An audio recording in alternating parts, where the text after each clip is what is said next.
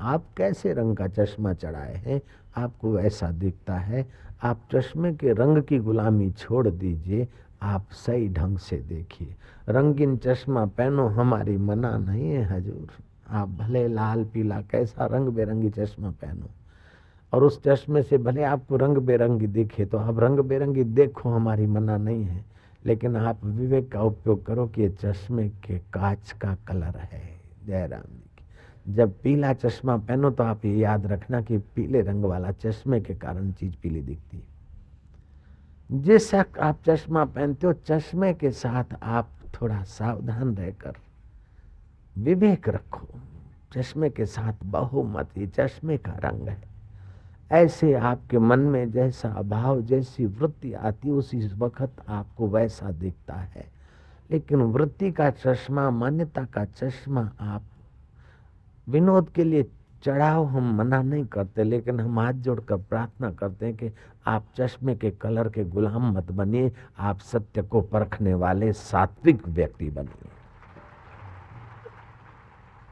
इस्लाम कहता है कि जो अल्लाह को नहीं मानता, कुरान को नहीं मानता, वो काफर है। मिल जाए तो उसको अपने इस्लाम में लाओ, नहीं मानता तो कत्ल करो। ये आपका चश्मा है। अगर अल्लाह के सिवा और कोई नहीं, ला इलाहा इल्लल्लाह, जब खुदा के सिवा कोई नहीं तो हिंदू काफर कैसे हुए और कत्ल करने योग्य कैसे हुए। जयराम जी की। ये चश्मा है अपने अपने मजहब का, अपने अपने मत का, अपने अपने पंथ का दुर्ग है, जो मानव मानव के प्रति जहर उगालता है, मानव मानव के प्रति अशांति की आग जला देता है। ईसाई कहता है कि हमारा ही अच्छा है, हिंदू कहता है हमारा ही अच्छा है, पारसी कहता है हमारा ही अच्छा है। भाई हमारा हमारा हमारा जहाँ से उठता है वहाँ सबका एक परमात्मा है। आप अपने अपने चश्मों के रंगों से लड़ने झगड़ने की बजाय चश्मों को देखने की सत्ता जहाँ से मिलती है, वेद कहता है नन्हे बच्चे उधर ही आ जाओ, उधर ही उस सत्य की शरण पहुँच जाओ। सर्वस्तरतु दुर्गाणी, हम सब अपने अपने दुर्ग से तर जाए। सर्वो भद्राणी पश्यतु, हम सब मंगलमय देखें। फिर वेद भगवान का कितना ये समझने योग्य वचन है। सर्व सद्बुद्धि मापनो तू, हमको सतबुद्धि प्राप्त हो। हमारे आग्रह बुद्धि नहीं, हमारी अपनी वासनामयी मति नहीं, सत्यमयी मति प्राप्त हो। अपनी अपनी वासना से देखेंगे तो महाराज, बिल्ली ने देखा कि मेरे को स्वप्न आया चूहों की बरसात हो रही, कुत्ता बोलता है बेवकूफ कहीं की, चूहों की कभी बरसात होती है? हड्डियों की बरसात हो रही है।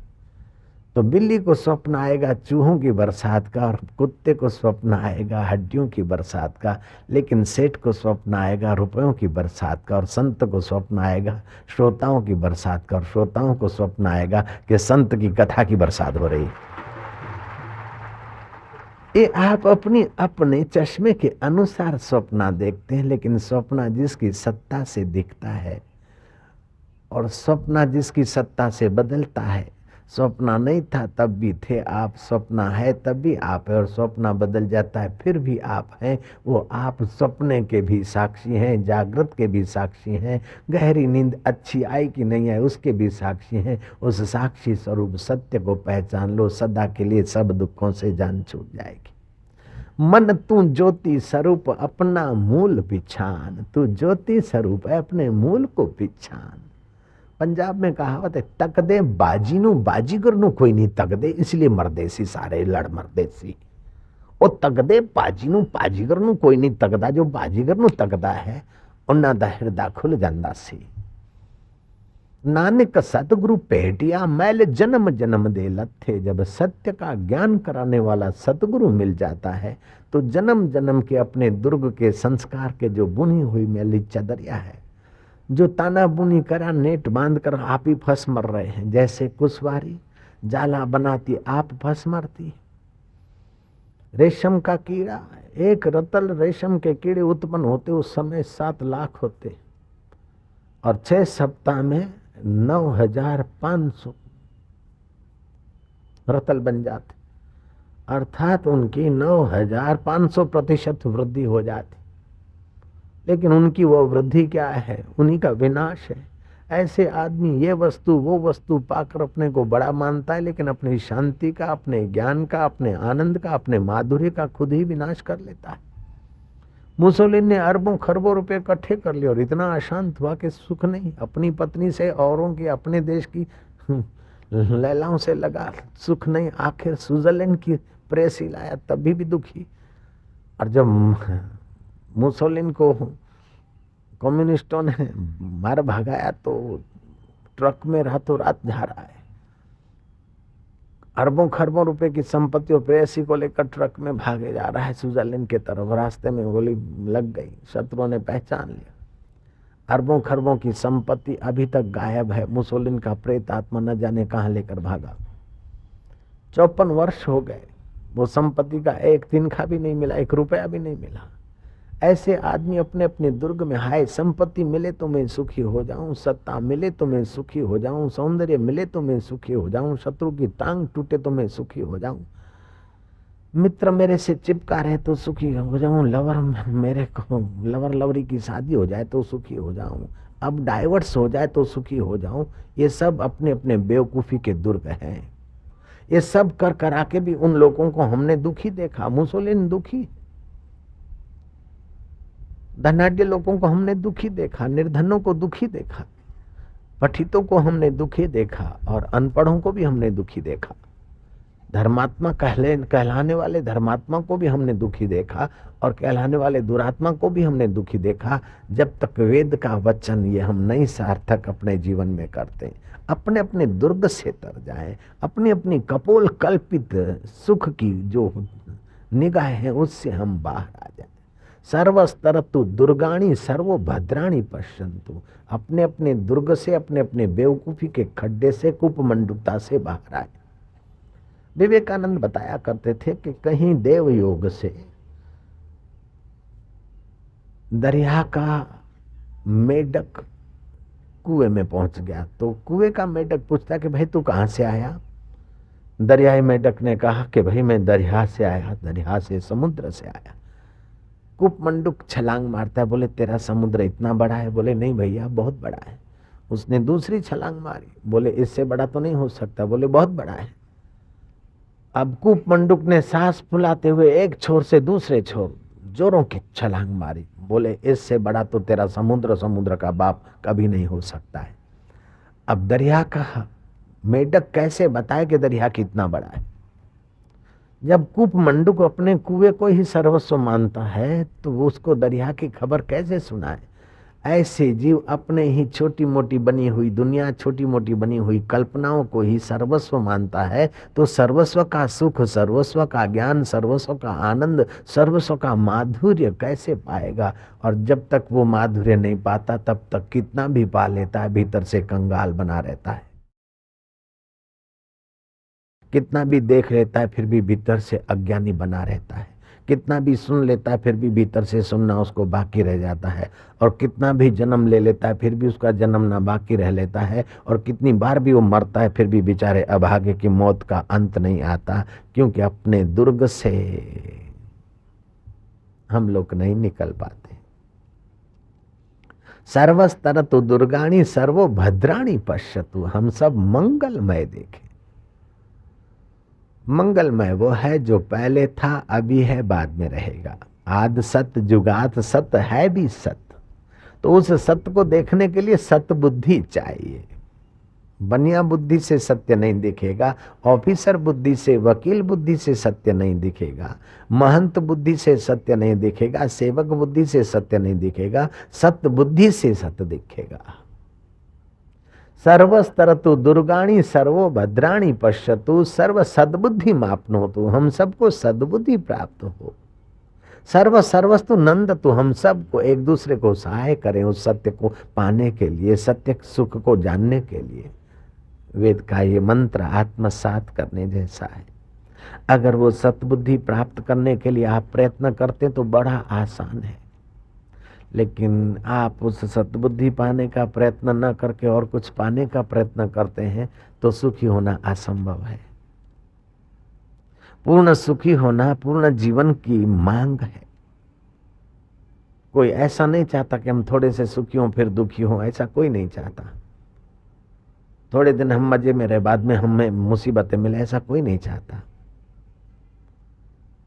तो पूर्ण जीवन की मांग हमारी तभी पूर्ण होगी जब हम पूर्ण के तरफ कदम आगे रखेंगे और अपूर्ण दुर्ग से तर जाएंगे, उस कूप मंडुकता से बाहर आएंगे।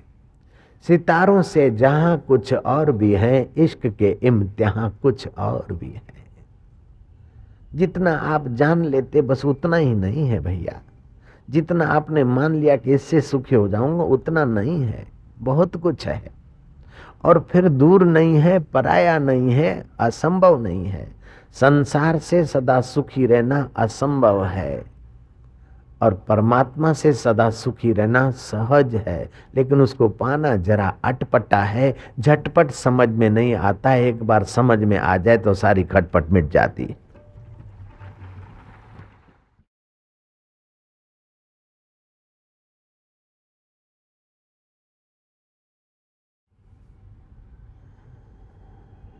बड़े आश्चर्य की बात है कि अप्राप्त वस्तु को प्राप्त कर कर हम सुखी रहना चाहते हैं। जो अप्राप्त संसार है उसको पाकर हम सुखी होने की अंधी दौड़ लगाते हैं। अप्राप्त जगत को प्राप्त मानकर, ये जगत अप्राप्त है। जैसे ये गुलाब का फूल है, लगता है कि मुझे प्राप्त हो गया है, गुलाब का फूल प्राप्त हुआ है, लेकिन वास्तव देखा जाए अप्राप्त है। क्योंकि ये पहले नहीं था, बाद में नहीं रहेगा, अभी भी नहीं के तरफ जा रहा है। केवल प्रतीति हो रही कि मुझे प्राप्त हो गया है, मुझे प्राप्त हो गया गुलाब का फूल, मुझे प्राप्त हो गया मकान, मुझे प्राप्त हो गया दुकान, मुझे प्राप्त हो गया बेटा बिटवा ये वो। लेकिन ये पहले था नहीं, बाद में रहेगा नहीं, और अभी भी नहीं के तरफ जा रहा है। कितना भी लवर लवरी एक दूसरे को प्राप्त कर ले, लेकिन फिर बाहें खुल जाएगी, चलो थके तुम सो जाओ हम सो जाए। जो पहले नहीं था बाद में नहीं रहेगा, वो मिला है तभी भी नहीं के तरफ ही जाता है। और जो पहले था अभी है बाद में रहेगा, जो सदा प्राप्त है, कभी वियोग नहीं होता, उसके तरफ से हमारी अल्पमति बेपरवाह है। और जो पहले नहीं था बाद में नहीं रहेगा, उसको पाने के लिए हमारी बुद्धि लालायित हो रही है। इसी ये मेन मुख्य गलती का ही कारण है कि सब कुछ करते धरते भी हम दुखी के दुखी रहते हैं। मनुष्य फरियाद करता हुआ रोता हुआ जन्मता है, फरियाद करता हुआ जीता है और फिर निराश होकर मर जाता है, क्योंकि उसको सतबुद्धि प्राप्त नहीं हुई। बुद्धि तो वकीलों के पास, न्यायाधीशों के पास, तर्कवादियों के पास बुद्धि तो है। ऐसा नहीं कि हम लोग बुद्धू हैं, सब बुद्धि तो है, लेकिन बुद्धि ऐसी हो रितम भरा प्रज्ञा, रित को पाने वाली, सत्य को पाने वाली मति प्राप्त हो जाए। सत्य मौजूद है, सत्य को लाया नहीं जाएगा, सत्य तो मौजूद है, लेकिन हमारी बालकानी बुद्धि है, बचकानी बुद्धि है। जैसे हम बच्चे होते ने तो फिर खेलते हैं खिलौनों से। उस समय है सिगरेट के पैकेट, पुरानी टिकटें, खिलौने और तो क्या मोरपिंग पंख, ये चीजें इकट्ठी करते हैं, समझते कि हमारी सौगात है, ये हमारी प्रॉपर्टी है। जब हम बड़े हो जाते, बुद्धि थोड़ी विकसित होती, तो वो सारा कचरा भाइयों को, बच्चे को, अपने छोटों को दे देते। वो समझते क्या ताऊ जी बहुत अच्छे हैं, भाई जी बहुत अच्छे, फलाने बहुत अच्छे, मेरे को सब दे दिया। और आपके लिए वो सब तुच्छ होता है, उसके लिए वो सब सर्वस्व हो जाता है। जब वो बड़ा होता है तो फिर और छोटों के लिए वो सर्वस्व हो जाता है, उसके लिए तुच्छ हो जाता है। ऐसे सारा संसार मोर के पींछ और पुरानी टिकटों जैसा है। जयराम जी की सद्बुद्धि प्राप्त होगी तो जब लदा आत्म हीरा, जग हो गया सवा कसीरा। जब आत्म हीरे का ज्ञान मिला, आत्म हीरे का सुख मिला, आत्म हीरे की समझ आ गई, तो जगत की उपलब्धियां सवा कसीरा हो गया। लॉलीपॉप, चॉकलेट, गोली, चिगम देखकर लपक पड़ते थे हम। पास में हीरे पड़े थे, मोती पड़े थे, माणिक पड़े थे, उनको चक्कर फेंक दिया, बेकार है। लेकिन बिस्किट में लपक पड़े, लॉलीपॉप में लपक पड़े, लेकिन अभी हमारे सामने कोई लॉलीपॉप रख दे, 10 50 25 बिस्किट के पैकेट ही रख दे और 10 5 हीरे जवाहरात को रख दे, तो हम हीरे जवाहरात का आदर करेंगे और लॉलीपॉप और बिस्कुट को भाई तुम ही ले जाओ, कोई बात नहीं, क्योंकि हम जानते मूल्य क्या है। ऐसे ये जगत की उपलब्धियों का मूल्य है लॉलीपॉप, चॉकलेट और बिस्किट जैसा। तुम खाओ तभी भी खाद बन जाएगा, नहीं तो रखे रखे वे सब खाद के तरफ ही जा रहे हैं। कितना भी बिस्किट का पैकिंग करो, 1-2 साल में देखो तो उसकी क्या हालत होती है। तो ये जगत की कितनी भी वस्तुओं को पा पा कर थाम थाम के रखो, ये पहले थी नहीं, बाद में रहेगी नहीं, अभी भी नहीं के तरफ जा रही है। लेकिन तुम्हारा परमेश्वर, तुम वास्तव में तुम्हारा मैं पहले था, अभी है, बाद में रहेगा। उसको पाने के लिए, उसको जानने के लिए सतगुरुओं का सानिध्य मिले और सत्य साधना की कला मिल जाए, तो हमारी बुद्धि सद्बुद्धि हो जाए, तो सत्य का साक्षात्कार हो जाए। वरना भगवान कृष्ण मिल जाए, मुसलमानों को मोहम्मद मिल जाए, रसूल मिल जाए, हिंदुओं को कृष्ण मिल जाए, राम मिल जाए, ईसाइयों को जीसस मिल जाए, फिर भी रोना कोसना चिचकना दूर नहीं होगा। जीसस क्रॉस पे चढ़ रहे थे, हजारों आदमियों ने तालियां बजाई कि अच्छा हुआ, इसको तो क्रॉस लगना ही चाहिए। जीसस का अब भजन करो, भगवान जीसस है, आ जाएंगे। जब थे तब क्या हो गया। जयराम जी की पोर्टियस पायलट के हाजिरी में, राजपाल की हाजिरी में जीसस को खिले लग रहे थे, खून की धार बह रही थी और लोग उत्सव मना रहे थे। अभी ईश्वर आ जाएंगे तो क्या हो जाएगा। श्री कृष्ण थे, जिनको कृष्ण के माधुर्य का आदर था, वे तो कृष्ण को देखकर आनंद लेते थे। लेकिन दुर्योधन के आगे कृष्ण थे तो क्या हो गया, शाकुनी के आगे कृष्ण थे तो क्या हो गया। श्री कृष्ण ने शाकुनी के, दुर्योधन के कंधे पे हाथ रखा, बोल दुर्योधन अब क्या ख्याल है, युद्ध की लड़ाइयाँ तैयारियां हो रही है, अभी भी सोच सकते हो। बोले युद्ध तो वीरों का काम है, हम युद्ध करेंगे, तू क्या करेगा, मायावी आदमी हूं। अब कृष्ण को मायावी आदमी करके अवहेलना करने वाले दुर्योधन जैसे उस वक्त भी थे। जब तक सद्बुद्धि नहीं होती तो सत्य स्वरूप कृष्ण तुम्हारे कंधे पे हाथ रखे तो क्या हो गया। राम के दीदार करती है सुरपंखा और मांग करती है कि सेक्स की, काम की मांग करती है राम से, हद हो गई। सद्बुद्धि नहीं है ना। धोबी तो था, राम के दर्शन करता था, लेकिन सद्बुद्धि नहीं, तो राम पर कलंक लगाया जा रहा है।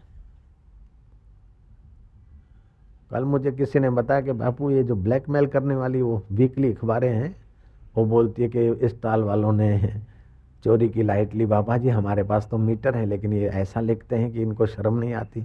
मैं क्या शर्म आती तो लिखते कैसे, और ब्लैकमेलिंग कैसे चलता उनका। जयराम जी की तो ऐसे लोगों के पास मति है कि लाखों लोग जिस समिति की सेवा से प्रसन्न है, ऐसे समिति के भाइयों पर भी कुछ का कुछ कलम से लिख देने में उनको संकोच नहीं होता। क्यों नहीं होता, कि सद्बुद्धि नहीं है। जयराम जी की नारायण हरि, नारायण हरि, बोलो नारायण हरि, नारायण हरि। हमें सद्बुद्धि प्राप्त हो। सद्बुद्धि से सुख पैदा होता है। जहां सुमति वहां संपत्ति नाना। ऐसा नहीं सद्बुद्धि वाला कंगाल हो जाएगा, दुखी हो जाएगा, नहीं। दुखी तो वही होते हैं जिनके पास सद्बुद्धि नहीं होती, अथवा जो सद्बुद्धि का आदर नहीं करते, वे परेशान होकर पचते रहते हैं। धन है फिर भी बेचारे दुखी हैं, सत्ता है फिर भी बेचारे अशांत हैं, सौंदर्य है फिर भी बेचारे परेशान हैं। तो सौंदर्य का फल परेशानी नहीं है, सत्ता का फल परेशानी नहीं है, धन का फल परेशानी नहीं है, लेकिन सद्बुद्धि होती तो उसका सदुपयोग करते। राजा भोज जैसे सरस्वती के उपासक थे, विद्वानों का आदर करने वाले थे, ऐसे लक्ष्मी भी उनके पास खूब रहती थी और लक्ष्मी का सदुपयोग और आदर करने वाले भी थे। मंत्री हमेशा सुकड़ता रहता कि राजा का इतना हाथ खुला है कि दान पुण्य और ये सदाचारी महापुरुषों की सेवा में उसमें उसमें लगाते रहते हैं। अब राजा को कैसे रोके टोके। राजा के सिंहासन के आगे उसने एक वाक्य लिख दिया, लक्ष्मी चंचल है, उसे संभाल रखना उचित है। भोज ने देखा कि मंत्री का हृदय सिकुड़ रहा है, कहीं खजाने का तलिया ना आ जाए। भोज ने उसके नीचे दूसरा एक वाक्य लिखा, लक्ष्मी चंचल है तो सत्कर्म से ही सुरक्षित रहेगी, इसलिए सत्कर्म में लगाते रहना चाहिए। फिर मंत्री ने दूसरे दिन एक वाक्य और लिखा, चंचला है लेकिन इसकी आवश्यकता है। चंचल है, इसकी आवश्यकता है चंचला की, आपातकाल के लिए इसका संग्रह करना चाहिए। भोज ने फिर चौथा वाक्य पूर्ण किया कि जब चंचला है तो इसका संग्रह भी तो हो, कितना भी संग्रह करो तभी भी जाएगी। तो जो सत्कर्म में लगाता है तो चंचला भी अचल होकर रहती है, इसलिए डरपोक नहीं होना चाहिए। लक्ष्मी धन वैभव रख रख कर उसके आगे नाग जैसा चौकीदार होकर मरने के लिए नहीं है, उसकी शोभा तो है उसका सदुपयोग करने में। माता पिता गुरुजन सतशास्त्र और सदाचार में सत्य को प्राप्त करने में लक्ष्मी का सदुपयोग होगा। नारायण को पाने में अगर लक्ष्मी का सदुपयोग होगा तो लक्ष्मी और नारायण दोनों तुम्हारे इर्द गिर्द रहेंगे। अगर भोग में होगा तो फिर गड़बड़ होती है भैया। जो लोग कहते हैं कि संग्रह करना चाहिए, वे लोग जरा कृपा करके ध्यान से सुन लें। 1923 में अमेरिका के धनाढ्य व्यक्तियों की एक लिस्ट बनाई गई कि बड़े बड़े धनाढ्य कौन कौन है। कोई कैश में हाथी धनाढ्य था, एक कहा था उसके इशारे से मार्केट अदल बदल हो जाते थे। वो मार्केट में ब्याज पे पैसे दे तो मार्केट डाउन हो जाए, वस्तुओं का पैसा खींचे तो है सब हो जाए। दूसरा वो आदमी था जो गेहूं और बटाखे का सट्टा मार्केट का सर्वे सर्वा था। तीसरा वो धनाढ्य सेठ था कि तार टपाल टेलीग्राम वहां प्राइवेट कंपनियों का वो मालिक था। ऐसे एक एक धनाढ्य व्यक्तियों की लिस्ट बनाई और 25 साल के बाद उन धनाढ्यों की सर्वे की, तो जो सट्टे मार्केट का सर्वे हो रहा था ऐसा सट्टा लगाया कि वो इस समय जेल में है। 1947 में 25 साल के बाद उसको जेल में पाया गया कंगाल हालत में। कोई हार्ट अटैक का शिकार बनकर मर गया है तो किसी के चोरों ने कसिनो में जुगार के अड्डे में पैसे गंवा दिए, तो किसी को पैरालाइज है। जितना संभालने के पीछे दिन रात लगे थे इस असत्य को, मिथ्या को, उतना अगर सत्य स्वरूप आत्मा को संभालते तो वो भी बुद्ध, महावीर और कबीर और नानक की नहीं पूजे जाते। रॉक्सफेलर नाम का लड़का बड़ा उत्साही जवान था। 18 साल की उम्र में उसने $1 मिलियन कमा लिए। $1 मिलियन माना आज के 3.5 करोड़ रुपए। 21 वर्ष की उम्र में तो उसने कई $1 मिलियन कमा लिया। एक मिलियन इक्वल 3.5 करोड़ रुपया आज के जमाने। तो उसने 21 साल में कई $1 मिलियन कमा लिए और स्टैंडर्ड वैक्यूम कंपनी भी खरीद लिए, उसका मालिक बन गया। और भी भूख बढ़ी। लोग समझते धन मिलने से आदमी धनवान होता है, लेकिन सही तो ये पाया गया कि जितना धन अधिक मिलता है उतना भीतर से आदमी कंगाल हो जाता है। पहले तो 2000 से तृप्ति हो जाती थी, अब 2 लाख से भी नहीं होती, अब 10 लाख से भी नहीं होती, अब तो 10 करोड़ चाहिए। जो धन मिलता है त्यों भीतर से वासना बढ़ती जाती, कंगला होता जाता है अगर सद्बुद्धि नहीं है तो। रॉक्सफेलर उसी कंगालों की परंपरा में चल पड़ा। उत्साही जुआन था, अक्ल वाला था, पुरुषार्थी था, लेकिन सद्बुद्धि को पीठ देकर असत माया को पाने के लिए लग पड़ा। वो असत माया तो ढेर लगा दी, लेकिन असत माया ने शरीर को भी असत की खाई में धकेल दिया। बीमार हो गया, रात को नींद नहीं और दिन को खाना नहीं पचता, क्योंकि चिंता, इतना सारा पैसा इधर लेना इधर देना उधर। टाइम से खा नहीं सकते, टाइम से सो नहीं सकते, टाइम से हंस नहीं सकते, नहा नहीं सकते। इतना असत के पीछे अंधा हो गया कि महाराज उसका स्वास्थ्य देखने वाले डॉक्टरों ने कहा कि मिस्टर रॉक्सफेलर, अब तुम्हारी 52 वर्ष की उम्र हुई है, बहुत बहुत तो आप 4 से 6 महीने ज़्यादा खींच सकते हैं, उससे ज़्यादा आप जीवित नहीं रहेंगे किसी भी कीमत पर। रॉक्सफेलर को एक धक्का लगा, अब क्या करूं? कोई समझदार थे, स्वामी विवेकानंद के सत्संग से प्रभावित हुए, स्वामी विवेकानंद के पास ले गए या उन्हीं के शिष्य के पास ले गए, जो उन्होंने सलाह दी कि तुम हाय हाय करके इकट्ठा कर रहे हो, इतना आकर्षण कर रहे हो, अब धन को संभालने की चिंता, और तुम कितना संभालोगे। एक लोभी आदमी साधु बन गया था, सन्यास ले लिया था, और उस लोभी को सन्यास लेने के बाद किसी ने 2-4 अशर्फियां रखी भेंट में। अब वो चिपका, लोभ तो घर में था, अब कपड़े बदले, दिल तो वही का वही, सद्बुद्धि नहीं। तो थोड़ा बीमार हुआ, सोचा कि मेरी अशर्फी कोई उठा न ले जाए, मेरी अशर्फी तो मेरी है ना। उसने हलवा बनाया, सीरा बनाया, और एक एक कोर में एक एक अशर्फी डाल के निगल गया, ताकि फिक्स डिपॉजिट वॉल्ट हो जाए पेट में। मरना था उसके पहले वो मर गया, और अशर्फियां इसी धरती पे पड़ी रही। कितना संभालोगे। बैंक में रखो सेफ, लेकिन बैंक भी कब तक सेफ रखेगी। तुम्हारा शरीर सेफ नहीं तो बैंक में कब तक सेफ रहेगा। सोने अथवा हीरे निगल के रखो, तभी भी कब तक सेफ रहेगा। जो संसार की चीजें हो तो संसार में बिखरेगी, और जो आत्मा है वो परमात्मा को मिला दो, ऐसी सद्बुद्धि प्राप्त करा लो, ऐसा कोई सत्संग मिल जाए, ऐसी कोई सही समझ मिल जाए। आदमी धन के अभाव में इतने दुखी नहीं मिलेंगे, सत्ता के अभाव में इतने लोग दुखी नहीं हैं। आप दुखी क्यों हैं? सत्ता नहीं है इसलिए दुखी है, मैं नहीं मानता। धन नहीं है इसलिए लोग दुखी है, मैं नहीं मानता।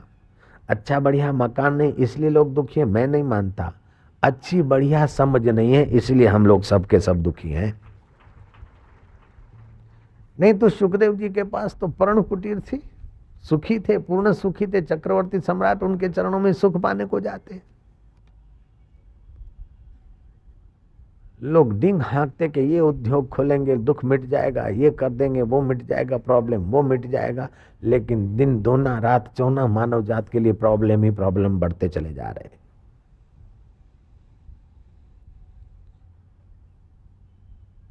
मनुष्य को सद्बुद्धि प्राप्त हो, मनुष्य को सच्चा सुख मिले, बिना मेहनत बिना मजूरी और बिना खतरे का सुख मिले, ऐसा साधन भजन की आवश्यकता है, ऐसे ज्ञान ध्यान की भी आवश्यकता है।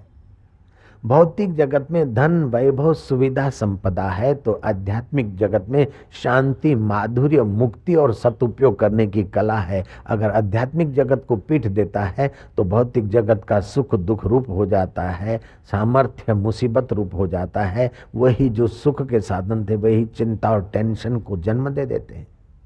चिंता और टेंशन का शिकार बना हुआ रॉक्सफेलर जब विवेकानंद के उस प्रसाद को पाता है, उसने सोचने का तरीका बदल दिया, सतबुद्धि आंशिक रूप में ले ली। जो मेरे लिए धन कमाता था, मेरे को और चाहिए और चाहिए, अब सोचा कि इतना है अब क्या करूंगा, मेरा धन औरों के काम आए, और चाहिए के बदले औरों के काम आए। ये विचार करो तो तुम्हारी चिंता और भय निर्भयता और निश्चिंतता में बदल जाएगा। रॉक्सफेलर ने अपने धन का बहुजन हिताय बहुजन सुखाय उपयोग करने का चालू कर दिया। अनिद्रा का रोग धीरे धीरे कम हो गया, चिंता धीरे धीरे कम हो गई, यश और आनंद बढ़ने लगा। दान देने से औदार्य सुख की वृत्ति उभरने लगी, स्वास्थ्य पर अच्छी इफेक्ट पड़ी। समाज की उन्नति के लिए सत्कर्म करते करते महाराज रॉक्सफेलर लिखता है कि मैं 52-53 साल की उम्र में जो मरने वाला था वो रॉक्सफेलर 93 साल तक जिंदा है। ये जीवन जीने का ढंग जिन्होंने दिया उनको धन्यवाद है। जो धन के ढगले देश परदेश में करके और अपने को बड़ा आदमी मान रहे हैं, ऐसे बड़े लोगों को भगवान ये रॉक्सफेलर की आइडिया दे दे तो कितना अच्छा होगा। महाराष्ट्र का मुख्यमंत्री न जाने कितने लाखों करोड़ों रुपए स्विट्जरलैंड की बैंक में रखे, और जिसके थ्रू रखे उसको बोला मेरे कितने पैसे और लाओ चाहिए, तो बोले जैसे आए वैसे गए। बोले क्या है करके उसी के जर्क में हार्ट अटैक में मर गया। अब वो पैसे तो हमारे देश के स्विट्जरलैंड में सट रहे या कोई खा गए। तो अक्ल तो थी, लेकिन अक्ल के साथ सतबुद्धि वाली अक्ल होती तो ये पैसों का शोषण करके परदेश की बैंकों में नहीं सड़ने को ले जाते। हजारों लोग जो बेचारे लाचार हैं मोहताज है, दिन भर काम करते और 30 रुपए की नौकरी नहीं मिल रही है। एक आदमी बेचारा काम करे और 5 आदमी खाए, 2 टाइम उतना भोजन नहीं मिल रहा है।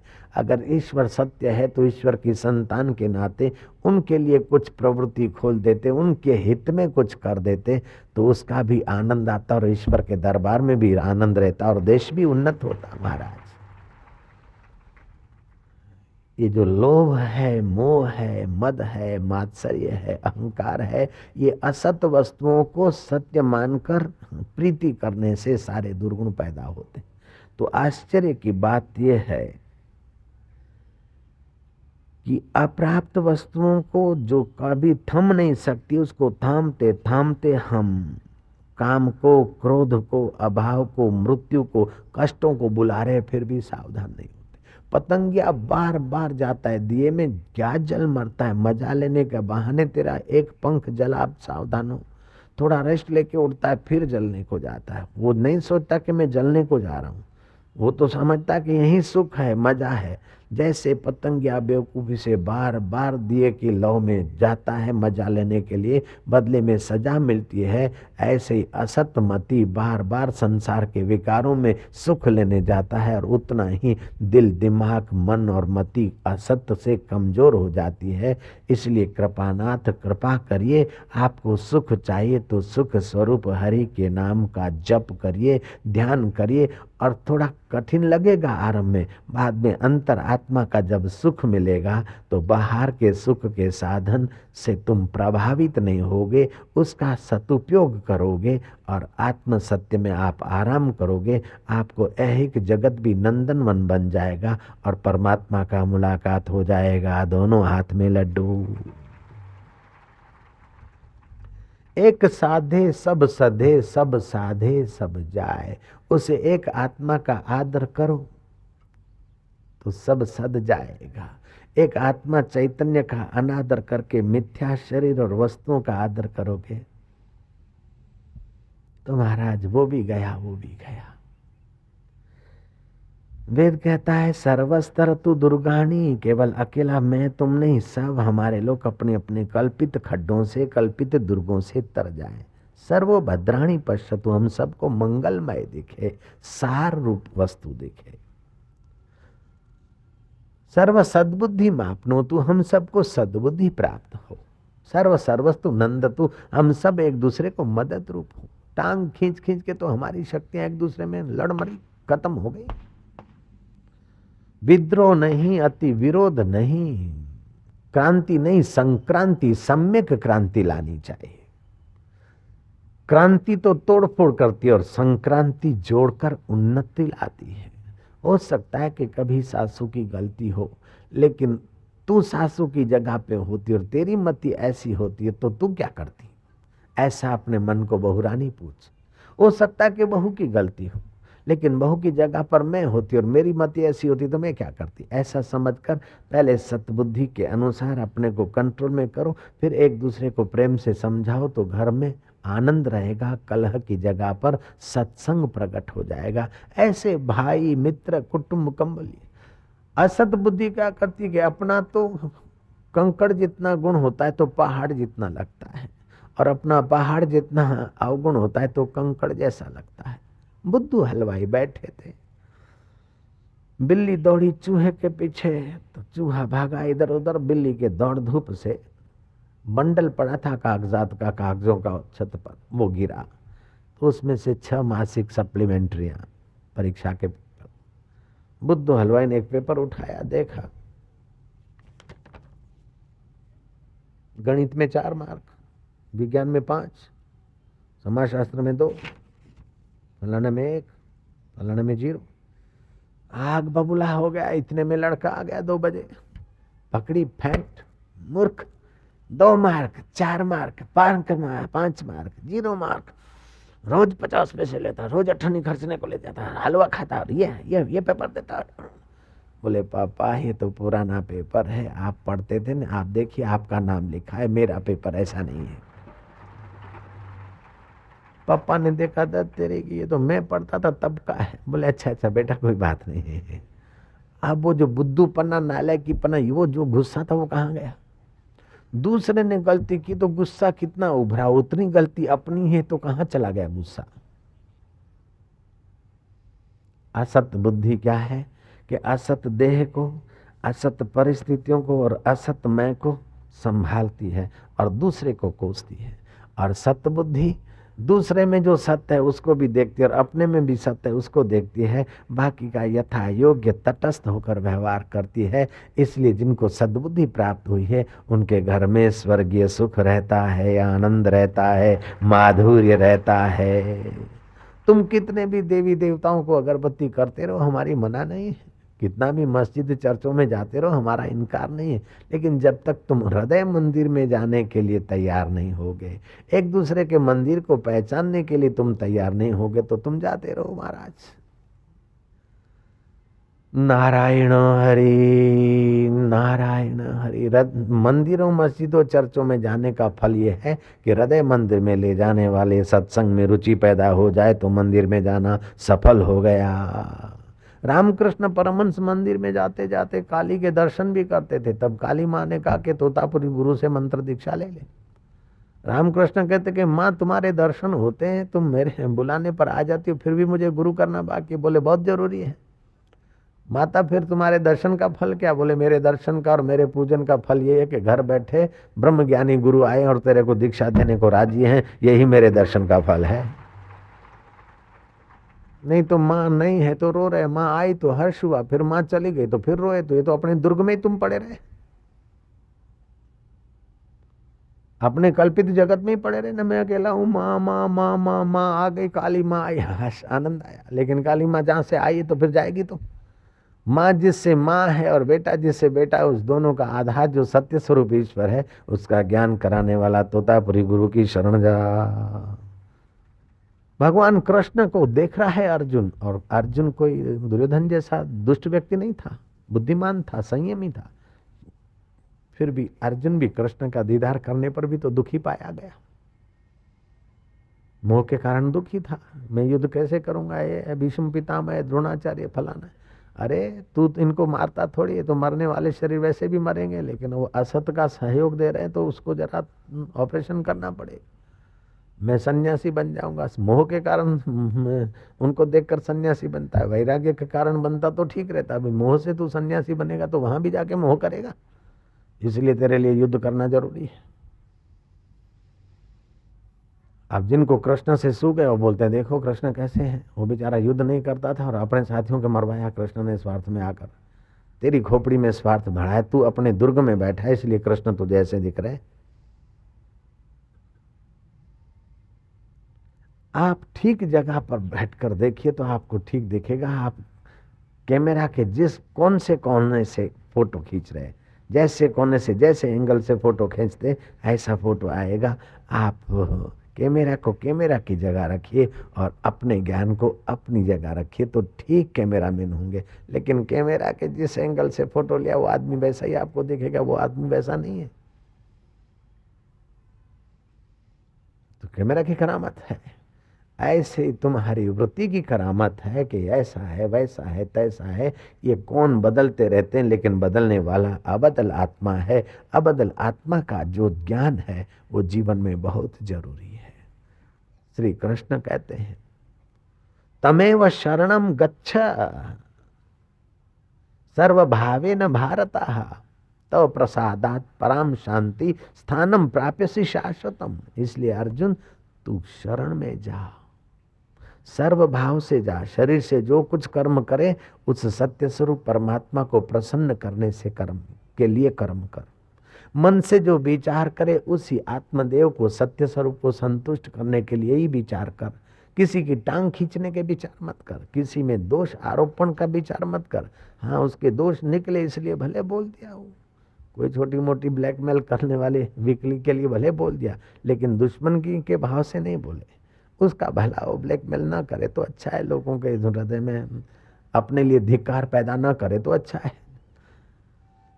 गांधी जी कहते हैं कोई आदमी दोषी है उसको आप दोषी ना बोले तो कोई पाप नहीं लगता, लेकिन निर्दोष पर जब आप ऐसे कलम चलाते तो आप पाप के भागी हो जाते। जयराम जी की आपका तेज बल और आपकी इकबार की वैल्यू घट जाएगी। नारायण हरि नारायण हरि।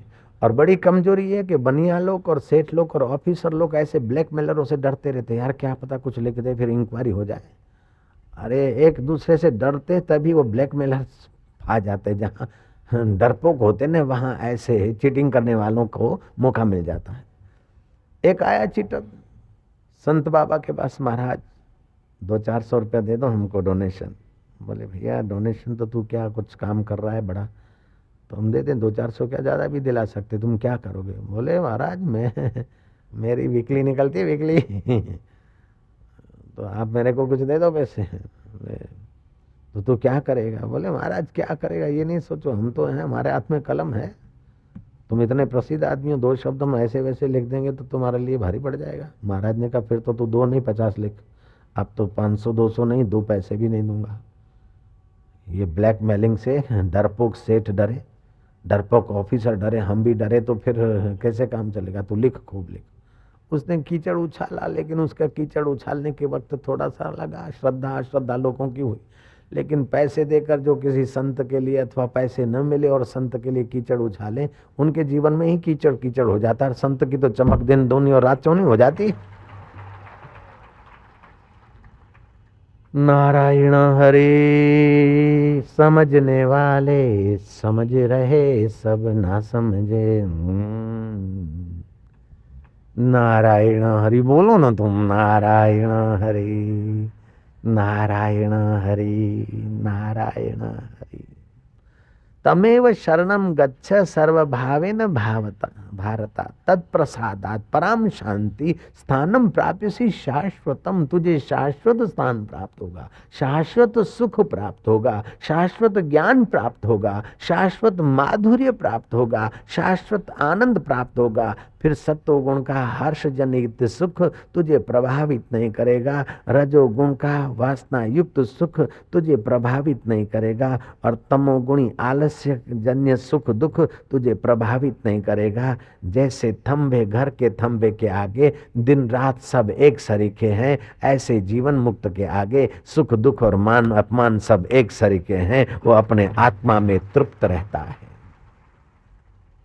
जैसे सूर्य को रात्रि का प्रभाव नहीं चिपकता है, जैसे सूर्य को अंधेरा नहीं चिपकता है, जैसे दरिया को उदय नहीं लगती है, जयराम जी की, ऐसे ही तुम्हारे चित्त में दुख की चिंता की टेंशन की घुन कभी नहीं लगेगी। तुम्हारा चित्त रूपी दरिया हमेशा आनंद में लहराता रहेगा। पूरे हैं वे मर्द जो हर हाल में खुश हैं, मिला अगर माल तो उस माल में खुश हैं, हो गए बेहाल तो उसी हाल में खुश हैं, कभी ओढ़े टाट तो कभी बाट में खुश हैं। पूरे हैं वे मर्द जो हर हाल में खुश हैं। असली जीवन जियो। तुमने मनुष्य जन्म लिया पिस मरने के लिए लिया, चिंता टेंशन में तप मरने के लिए मनुष्य जन्म लिया। हाय रे हाय, इसको सुकड़ो उसको सुकड़ो, इसके आगे बाँछे खोलो उसके आगे। अरे हृदय की खुशी हो तो हंसो, नहीं तो साहेब sir sir sir sir sir करके कब तक रगड़ते रहोगे अपने आप। तुम अपना सत्य का अवलंबन लो, सुबह उठकर उस सच्चे सरों के सर का सहारा ले लो, फिर सारे सर और पैर तुम्हारे दीदार करके अपना भाग्य बना लेंगे। तुम फिक्र क्यों करते हो। एक साधे सब सधे, सब साधे सब जाए। तुम भीतर वाले से बिगाड़ के बाहर के सरों को कितना भी राजी रखो, वो सर ऑर्डर करते रहेंगे और रूठते भी रहेंगे। तुम भीतर वाले से मेल कर लो, फिर वो सर और पैर दोनों तुम्हारे पीछे पड़ेंगे। जय राम जी की। नारायण हरि नारायण बोलो ना तुम, कंजूसी ना करो। नारायण हरि नारायण हरि।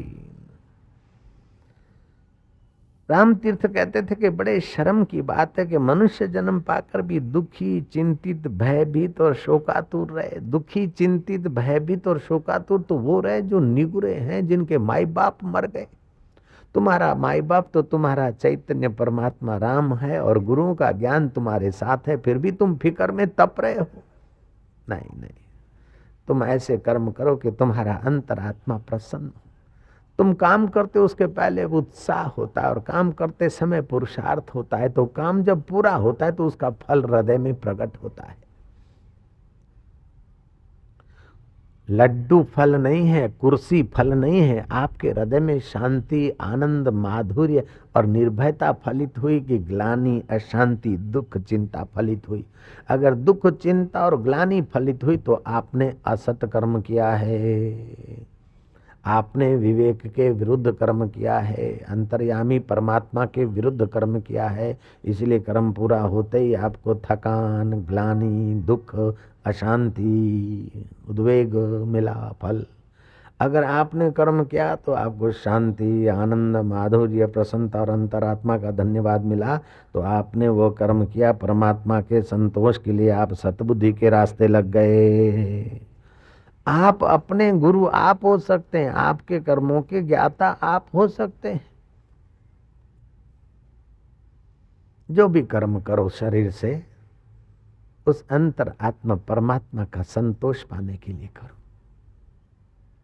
मन से जो सोचो उस अंतर्यामी के अनुकूल सोचो, और बुद्धि से जो निर्णय करो वो ईश्वर ने जैसा बताया वैसा निर्णय करो।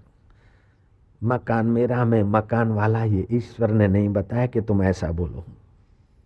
फैक्ट्री मेरी, मैं फैक्ट्री वाला, रुपया मेरा, मैं रुपये वाला, ये तो तुम्हारा व्यवहारिक ज्ञान है, कल्पित है। वो कल्पित को कल्पित समझो और बोलो तो हमारी मना नहीं है, लेकिन सच पूछो कि आप रुपये वाले, आप फैक्ट्री वाले, आप फलाने वाले, ये तो कल्पित है। असलियत तो यह कि आप ईश्वर वाले हैं और ईश्वर आपके वाला है, ये आपका शाश्वत है। फैक्ट्री तुम्हारी पहले नहीं थी और बाद में नहीं रहेंगे, चले जाओगे तो। रुपया, पैसा, ये सब तुम्हारा पहले नहीं था, बाद में नहीं रहेगा और अभी भी नहीं के तरफ जा रहा है। लेकिन परमात्मा तुम्हारा पहले था, अभी है, बाद में रहेगा, उससे तुम प्रीति करो। बोले महाराज भगवान में प्रेम नहीं होता है। हाँ, हम बताते हैं उसकी कुंजियां।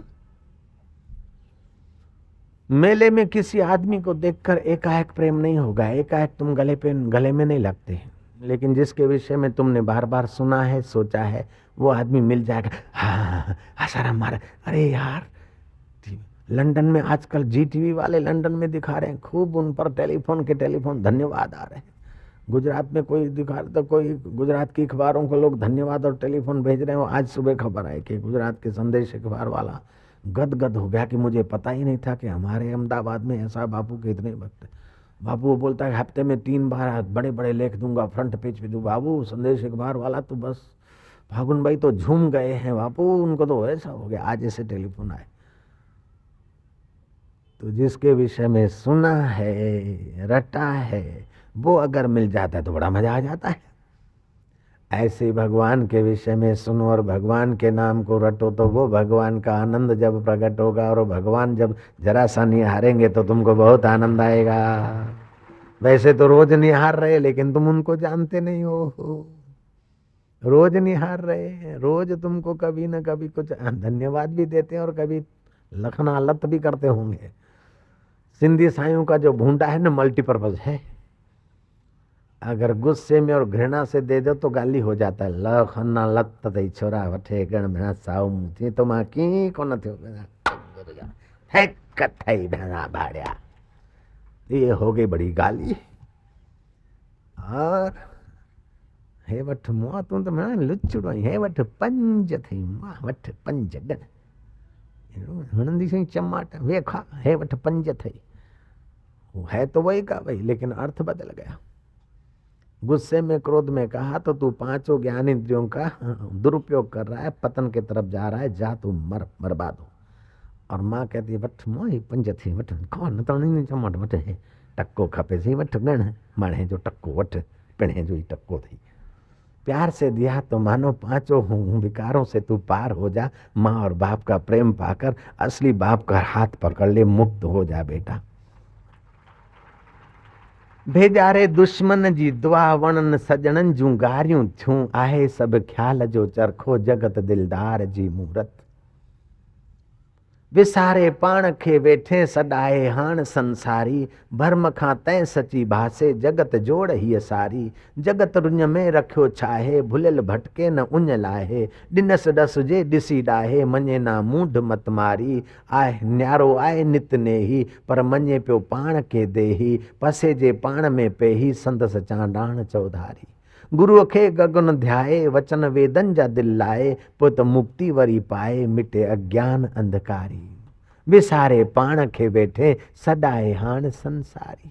अपने आत्मा को विसार कर अपने मरने वाले शरीर को, मरने वाले संबंधों को मैं सेठ, मैं फैक्ट्री वाला, मैं फलाने वाला, मैं बेटों वाला, मैं पत्नी वाला, मैं स्कूटर वाला, इन चीजों से तो अपने को बना के बैठा, अपने असलियत को विसार दिया। विसारे पाण खे बैठे सदाए हाण संसारी। जो सरकने वाली चीजों से अपने को जोड़ के संसारी है। भरम खाते सच्ची भाषे जगत जोड़ ही सारी। भ्रांति से ये जगत के जो जोड़ है सच्ची भासती है। जगत रुंज में रखो छाहे, भुलेल भटके न उंज लाए। ये मृग मरीचिका में रखा क्या है, कितना भी भटको लेकिन तृप्ति नहीं मिलेगी। दिनस दस जे डिसी डाहे, मंजना मूढ़ मत मारी। चतुर ज्ञानी पुरुषों ने इलाज बताया, सत्संग सुनाया, लेकिन मूढ़ मति वाला इस बात को मानता ही नहीं। गुरु अखे गगन ध्याए वचन वेदन जा दिल लाए, पुत मुक्ति वरी पाए मिटे अज्ञान अंधकारी। गुरुओं को रिझाकर वेदों के ज्ञान को पाकर अपने हृदय में उन वचनों को रखे तो मुक्ति का अनुभव हो जाएगा, सदा के लिए सब दुखों की निवृत्ति हो जाएगी। तरती शोकम आत्मवेत, आत्मवेता बन जाएगा, सारे शोकों से पार हो जाएगा।